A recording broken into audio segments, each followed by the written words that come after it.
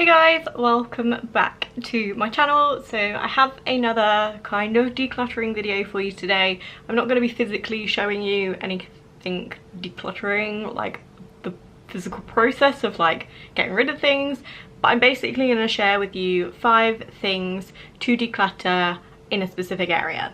So I'm going to make this into kind of like a little mini series, so kind of like a 5 things to declutter in X area. I've seen quite a few people do these, or this style of video. I've never actually watched them because they're not really applicable to me, because there's a lot of ones that are like 5 things to declutter in your kitchen and your bathroom and your living room, and obviously I don't have any of those things. I have a bedroom. So I don't really watch them, because like I say, it's just not applicable to me right now. So in today's video, I'm gonna start the digital declutter. So I've got a couple of different categories for this. And the first one, which is the one I'm gonna do today, is phone. And purely because when I woke up this morning, my phone had a system update and I can't install it because I literally have no more memory on my phone, which is one of the most irritating things ever. It's a good thing about Samsungs because I do have a Samsung phone, or an Android phone. Obviously you can put external memory cards in there. I don't personally have one at the moment, but it's an option. But like I say, because I don't have one and I need to do this update because I cannot stand having things in my notification bar and I can't get rid of it unless I install the update. So I'm going to go through the 5 things that I am going to declutter on my phone.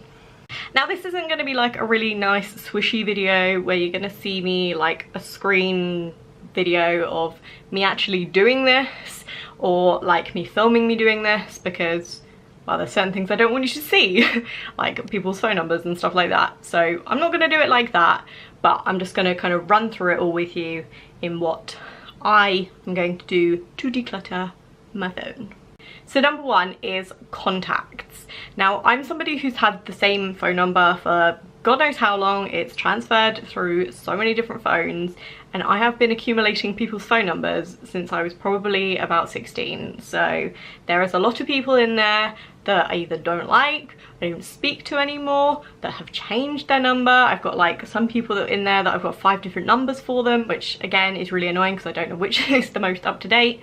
Although I do try and delete them as I go. I think there's only one person in the moment that I have in there that's got like multiple numbers. My mum is seriously bad for this. Like, she's like, for me, I have had I think a couple of different phone numbers, and she's got other people that have obviously changed numbers every time they've changed their contract and stuff, and she's got like Linda new 1 and all of this, and it's like, you don't need to do that. You can literally just keep the new one. So I've gone through my mum's phone and done that as well, but I do need to do it on mine because I have flicked through my contacts many a time and thought, like for example, I'm not even at that doctor's surgery anymore, probably should delete that, or oh, that's the place I used to work, I don't really need the phone number for it, and things like that. And people that obviously, like I say, I don't speak to anymore, or who have a new phone number. So that is number 1. Number 2, which again, pretty much a given, apps. There is probably, well, you probably use about 70% of the apps that you have installed on your phone. There is so many on there that you probably either used to use and now don't anymore, or like a game that you got stuck on and you won't go back to it, or things like that, that they're just sitting there taking up a lot of space on your phone unnecessarily. Number 3 is photos. Now I'm not saying go through and delete every screenshot that you only keep for certain occasions just to say I told you so, because I know we all do that. But I'm saying delete anything unnecessary. So for example, screenshots that you've taken to show someone something. Like for me at the moment where we're planning the wedding, like I'm taking screenshots of emails and then sending them to Joe, when obviously I have it still on email. I could just forward it to him if I needed to, or I can look it back up again, and it was only to show him at the time. So I can go through and delete anything like that. And then anything else, because the camera that I use to take pictures and to film on and stuff has has built-in Wi-Fi, and I can send stuff to my phone. So generally I never really run out of memory on my memory card in my camera, but if I'm feeling like I might, like on holiday for example, I will transfer all the pictures on there to my phone, on the like app that I have on my phone. And yeah, so a lot of photos I've taken on my camera, I have in my phone, and they don't need to be there. A couple of them that I have kind of kept just for like, I don't know, posting on Instagram or something like that, but I've got like all my holiday pictures from Italy last year, which I also have on my computer, so I don't need them all on my phone. And another thing is, obviously back them up before you're going to delete them if they're ones that you do want to keep, so holiday pictures and stuff like that. But I would recommend putting anything like that on Facebook, because Joe had an incident where he lost everything that he'd backed up to his external hard drive. Fortunately, quite a lot of them he had put on Facebook, so he could re-download them. Obviously there's certain ones you're not going to put on Facebook, but like all your holiday pictures and stuff like that, as long as they're somewhere like that, or they're backed up on like your computer or your external hard drive or whatever, then there's not a lot of point in them being on your phone, especially if they're on Facebook, because like I say, just re-download them and re-upload them. Number 4 is files.